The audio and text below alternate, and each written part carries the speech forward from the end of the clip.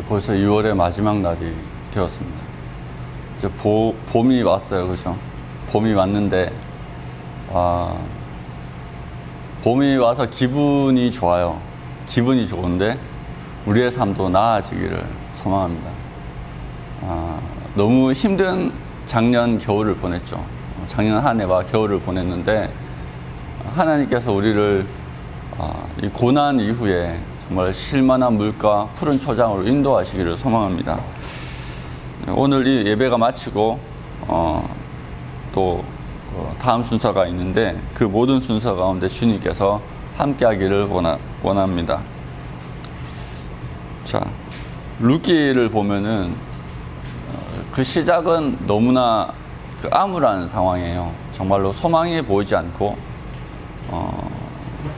사실 그 배우자가 다 그 이방 땅에서 다 죽고 그리고 가진 재화도 다 떨어지고 기근에 시달리고 해서 자기 고향에 그래도 먹을 것이 좀 남아있다고 해서 돌아왔는데 얼마나 그 상황이 안 좋았고 얼마나 시리에 빠졌는지 여기 주인공인 룻의 시어머니 나오미라는 여인의 이름의 뜻은 기쁨이에요. 기쁨인데 여기 돌아와서 마을 사람들이 나오미가 왔다라고 그렇게 떠드니까 이 나오미가 하는 말이 나를 나오미라고 하지 마라. 나를 마라라고 해라. 하나님께서 나에게 고난을 주셔서 내가 더 이상 기쁨이 아니고 마라의 뜻이 뭐예요? 쓴 물이라는 뜻이야. 쓰다라는 뜻이야. 내 인생이 너무 써서 그 나옴이라는 이름이 듣는 것 자체가 기분이 나쁜 거죠. 근데 이름은 기쁨인데 상황이 너무 안 좋으니까 그 기쁨이라는 말이 오히려 조롱처럼 느끼는 거죠. 그렇죠? 너무 상황이 안 좋았어요. 도대체 끝없는 절망 가운데 자기의 이름을 쓰다라고 말할 정도로 그렇게 망가진 거예요. 마음이 완전히 무너져 버린 거죠.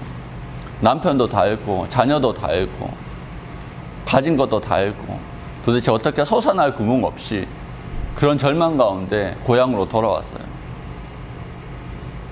어쩌면 죽을 날만 기다리는 그런 노인이 되어서 함께 데리고 온 사람은 모함 여인 룻. 과연 이 며느리와 자기 스스로 무엇을 할 수 있을까라는 생각을 했을 겁니다. 그렇지 않습니까? 특별히 이 고대 시대에는 여자는 경제력을 거의 가지기가 불가능하죠. 오늘 말씀에 보니까 그런 말이 나와요. 자, 10절에 보면 또 말론의 아내 모압 여인 룻을 사서라고 해요. 사서.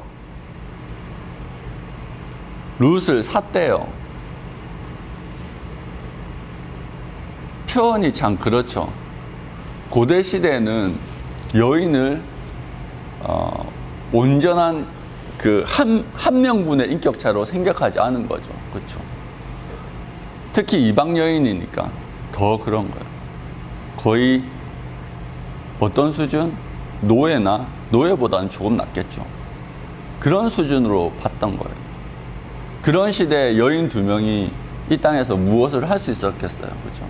그것이 그 시대 상황이었고 또 나오미 가정, 룻의 가정의 고통이었어요. 도대체 끝이 보이지 않는. 근데 룻은 그것을 알면서도 믿음으로 당신의 백성, 나도 하나님의 백성이 되고 싶다라는 그 하나의 다짐으로 이스라엘 땅, 가나안 땅에 들어와서 어머니를 복양합니다. 성실하게. 헌신적으로 그렇게 복양합니다. 그리고 그것은 점점 소문이 퍼져서 온 성읍의 백성들이 다 알 정도로 이 여인은 모함 여인이지만 정말로 진짜 믿음을 가지고 있고 진짜 헌신적이고 진짜 사랑이 많고 요즘 말로 이 여인은 진짜 찐이다, 진짜 진국이다 라고 말할 정도의 칭찬을 받습니다. 그게 불과 몇 달이 안 됐어요. 몇 달이 안 됐어요. 추수 기간 동안에 돌아왔는데 추수 기간이었죠. 추수 기간을 제가 얼마 정도 추수한다고 그랬어요? 2달 정도 추수한다고 그랬죠. 8주에서 9주 정도 추수를 합니다. 추수 기간 동안에 그 사실이 널리 알려진 거예요. 그렇게 긴 시간은 아니었어요. 그러나 하나님께서 룻과 함께 하심으로 그렇게 아름다운 소문이 난 거예요. 여러분, 어떤 사람에게는 우연으로 보이는 것이 믿음의 눈으로 보면은 모든 것은 우연이 없어요. 하나님이 우리를 인도하십니다. 여호와는 나의 목자시니 내게 부족함이 없으리로다. 여러분, 여호와가 우리의 목자예요. 여호와 하나님께서, 우리 주님께서 우리를 인도하세요. 다른 사람들이 보기에는 너무나 우연 같고 아무 개연성 없고 아무 증거가 없어도요, 믿는 자의 믿음의 눈으로 보면은 우연은 없어요. 그것은 섭리예요. 하나님이 다스리심이고 하나님의 인도하심이에요. 믿는 자가 그것을 부인한다면 그건 믿음이 아니에요. 여러분, 그것을 부인하는 순간 우리는 이미 그리스도인이 아닌 거예요. 여러분, 우리의 작은 일이 하나님께서 손대시면 크게 됩니다. 이번 주에 이슈가 되는 한 사건이 있었어요. 뭐냐면 작년에 있었던 사건인데 한 통닭집 사장님이 어떤 일을 했냐면 그 청소년 고등학생 아이 한 명과 또 초등학생 아이 한 명이 닭집 밖에서 구경하고 있는 거야. 그런데 가만히 들어보니까 그 동생이 닭이 너무 먹고 싶은데 그 형의 손에 쥔 게 5,000원밖에 없는 거야. 5,000원밖에 없는 거예요. 그래서 먹고 싶은데 들어가지 못하고 바깥에서 어물쩡거리는데 사장님이 보고 나오신 거예요. 뭐 때문에 왔냐니까 초대해서 들어갔는데 5,000원밖에 없다고. 이거라도 닭을 줄 수 있냐고. 동생이 너무 먹고 싶어 하니까. 근데 알고 보니까 이 두 형제의 부모가 몇 해 전에 교통사고로 돌아가신 거예요.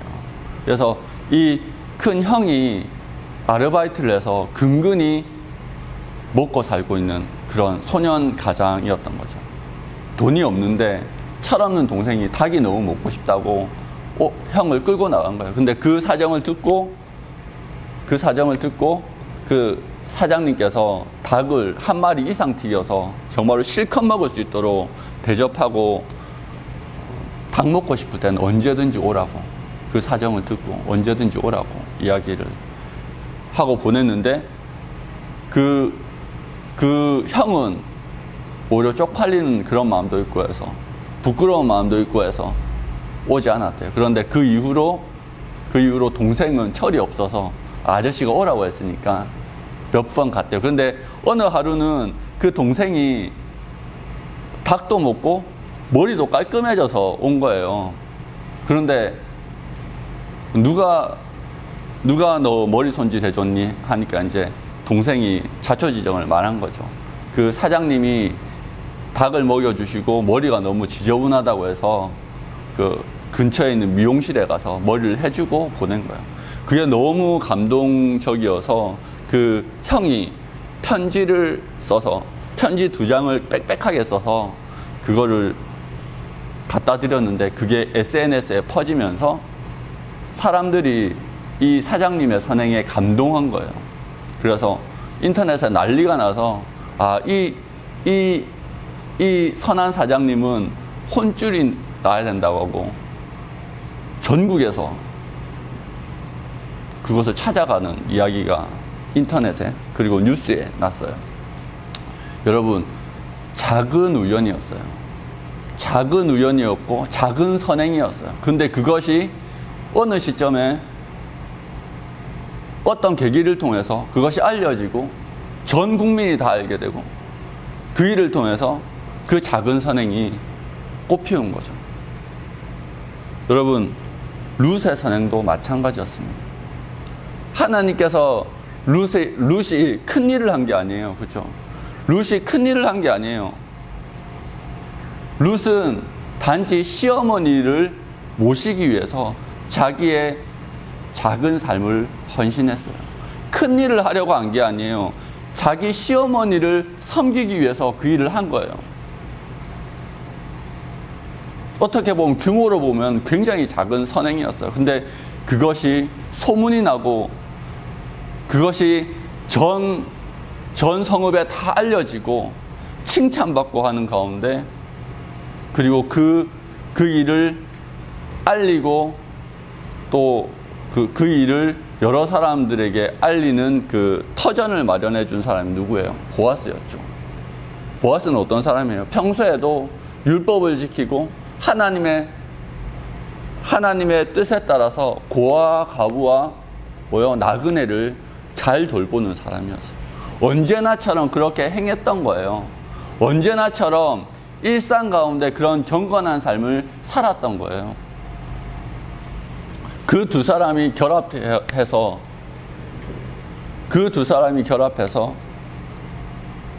그 작은 선행과 일상 가운데 선행을 하는 그 두 사람이 만나서 한 가정을 이루게 됩니다. 여러분,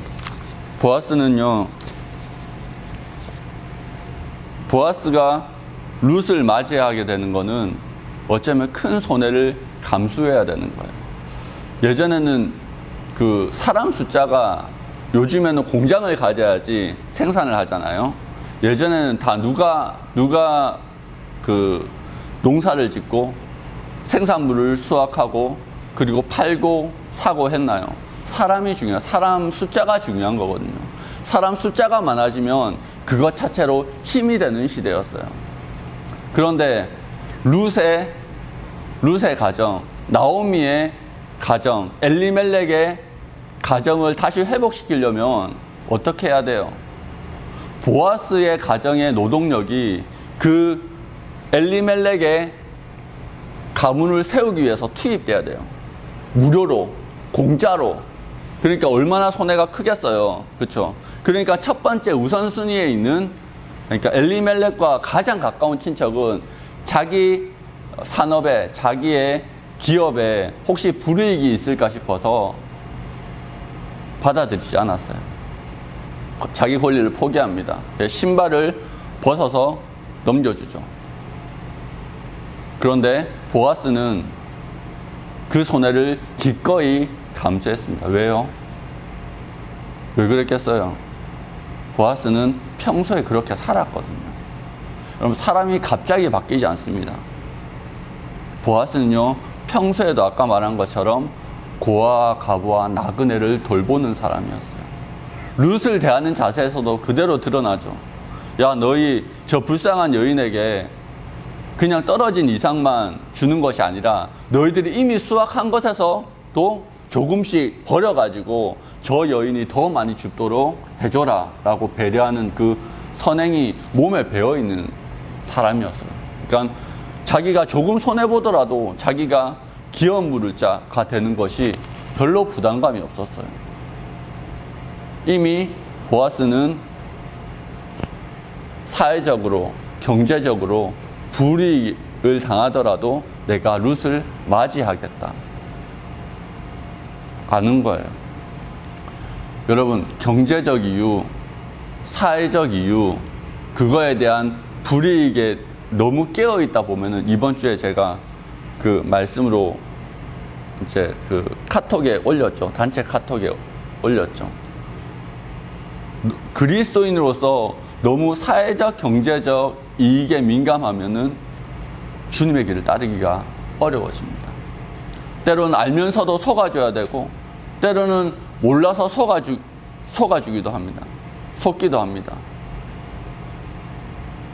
여러분, 깨어있으라는 말이 하나님의 선하심에 대해서, 하나님의 사랑에 대해서 하나님의 말씀에 대해서 깨어 있으라는 거지, 내 이익에 대해서, 나의 호불호에 대해서 깨어 있으라는 말이 아니잖아요. 그죠?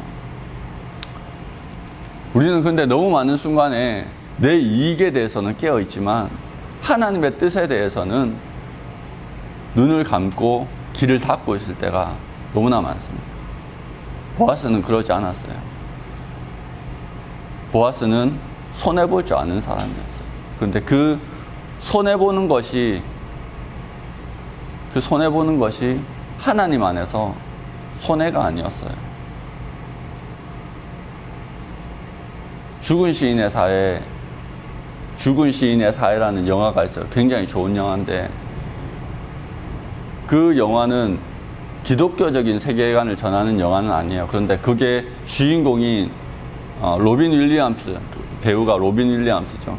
그 배우가, 그 선생님께서 마지막에 하는 말이 마음에 감명 깊어요. 마지막은 아니고 중반 정도에 하는 말이 감명 깊어요. 너희가 $500를 가지고 있다. 그런데 $400는 어려운 자를 위해서 쓰고, 그리고 $100, 그러면은 너희가 나중에 남은 돈은 얼마가 되겠느냐라고 물어봤을 때 아이들은 모두 $100가 남죠. 당연한 거 아니에요 라고 이야기하는데, 그 선생이 뭐라고 하냐면, 아니다, $400다. 너희가 죽는 순간 마지막에 남는 것은 너희가 지갑에 가지고 있는 돈이 아니라 너희가 어려운 사람을 위해서, 선한 일을 위해서 사용한 그 돈만 남는다. 예수님도 동일한 말씀을 하셨어요. 너희가 이 땅에 있는 것을 팔아서 천국을 살아. 여러분, 마지막에 남는 것은 하나님 안에서 내가 다른 일을 위해서 베풀었던 그것만 남아요.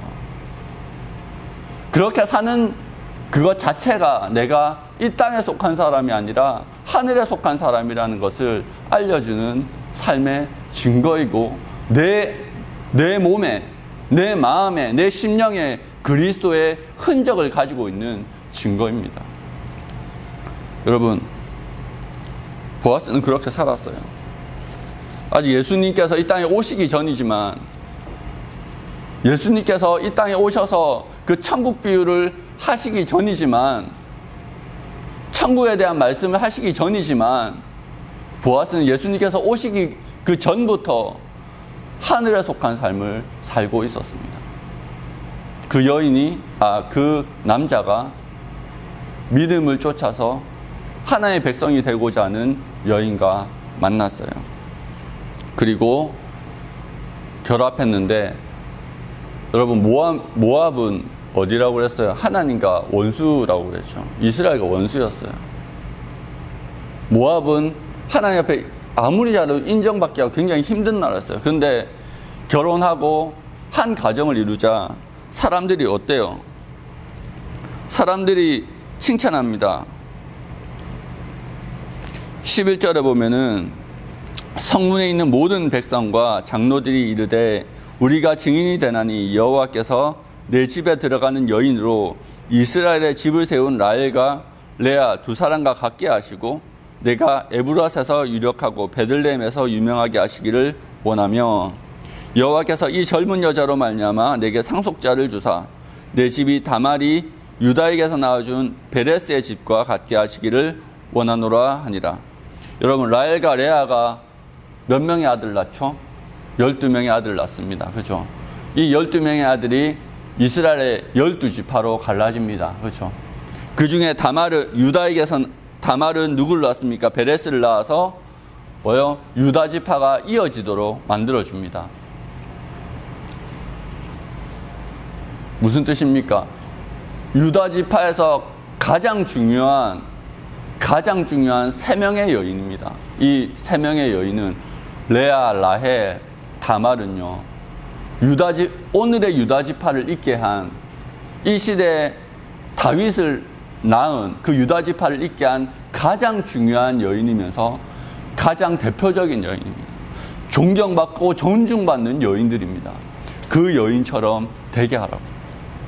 이스라엘의 새 역사를 썼던 여인처럼 되라고 축복한 거예요. 누구에게? 모압 여인에게. 자기 이익을 위해서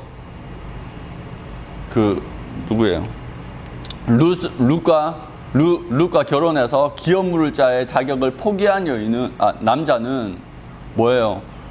룻이 모함 여인이기 때문에 혹시 사회적으로 지탄을 받을까, 불이익을 받을까 거부했어요. 그런데 막상 보아스가 룻을 맞아들이자 온 성읍의 백성들이 뭐요?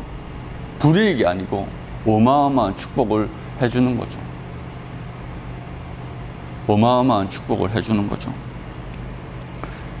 여러분, 하나님께 순종할 때 내 생각으로는 혹 불이익이 있을까 두려울 때도 많습니다. 혹시 그때의 선택이 내가 잘못 선택한 거 아닌가? 지금 내가 어려움을 겪고 있다면, 어려움을 겪을 때 우리 흔히 하는 생각이 그런 거죠. 과거를 되돌아봅니다. 내가 어디서 선택을 잘못했지? 어디서 선택을 잘못했길래 내가 이런 어려움을 겪는가 고민을 합니다. 그러면서 내가 혹 잘못 선택한 것이 아닌가? 라는 고민이 듭니다. 그런데요, 내가 하나님 앞에서 깨워서 선택했다면, 내가 주님 앞에 충성하기로 맹세하고 선택했다면, 주님은 언젠가는 내가 생각했던 것 이상의 칭찬과 명성과 축복을, 복을 얻게 하십니다. 그것이 하나님의 선하심을 믿기를 소망합니다. 믿으셔야 됩니다.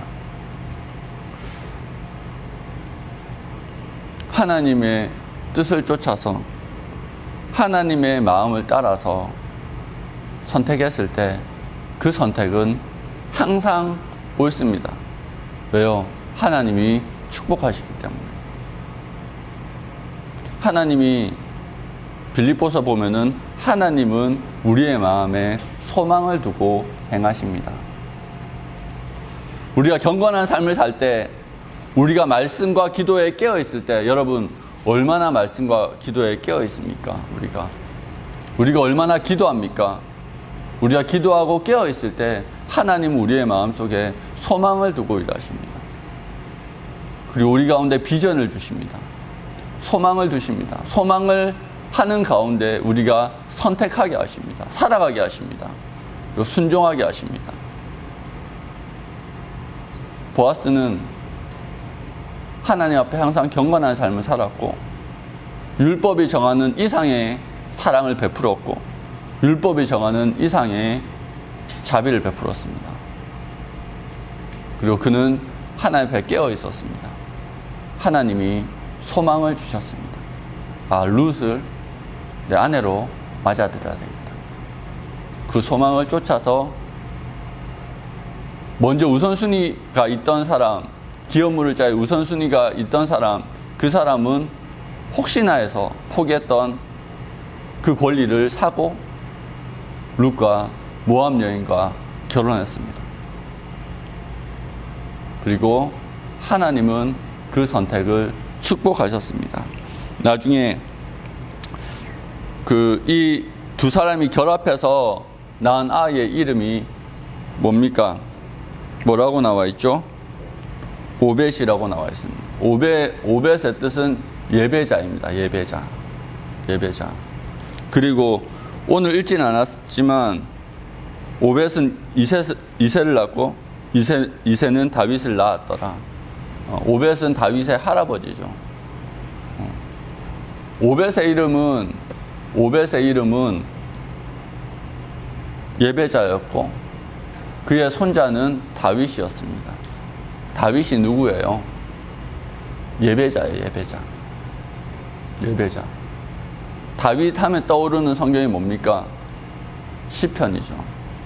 시편은 예배로 가득 차 있었습니다. 다윗의 시편. 그럼 경건한 두 사람이 모여서 결합이었습니다. 그리고 그 결과로 예배자가 이 땅에 태어납니다. 이스라엘 12지파 가운데 우상숭배가 가득한 시절이었습니다.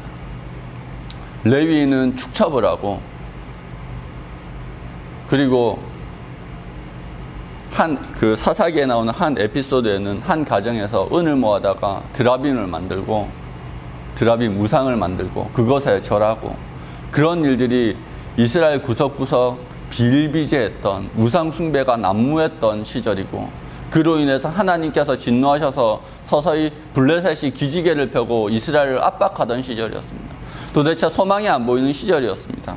그런데 경건한 두 사람의 결합으로 하나님께서 이 땅에 예배자를 내려보내셨습니다. 그리고 그의 손자는 다윗이었습니다. 그리고 그 다윗은 이스라엘을 새롭게 한 사람이었습니다. 한 고을에서 일어난 작은 이야기입니다.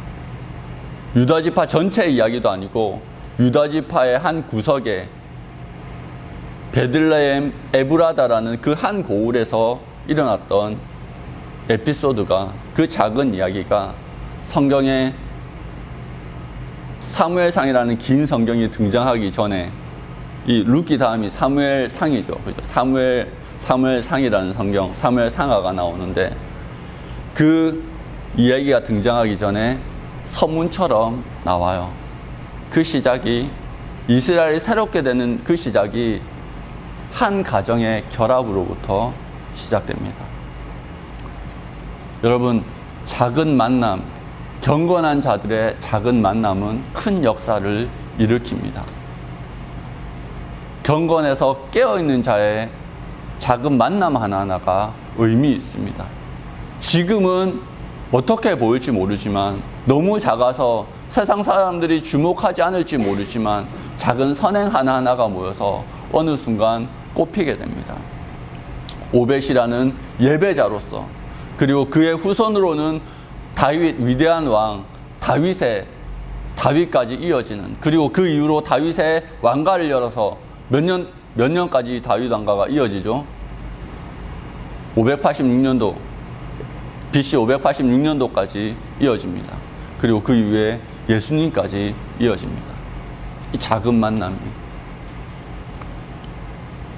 여러분 우리의 오늘의 작은 경건 작은 순종이요 하나님 앞에 결코 작지 않습니다.